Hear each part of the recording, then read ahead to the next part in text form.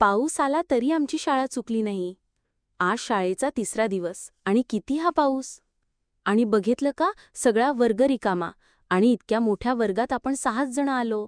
हो, आपणच खरे विद्यार्थी. पाऊस, चिखल, काहीही असो, अभ्यास महत्वाचा. माझी आई तर म्हणाली, तुम्ही शाळेत गेलात की मॅडम खुश होतात आणि नवीन काहीतरी शिकवतात. बघू बरं मॅडम आज नवीन काय शिकवतात.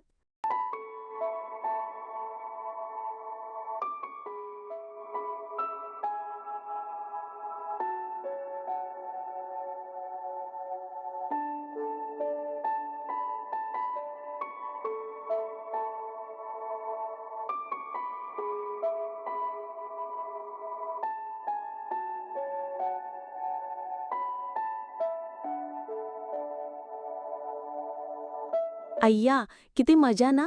मला तर हा खेळ खूप आवडला. काय, पाऊस असो वा वादळ, शाळा म्हणजे आमचे दुसरे घर आहे.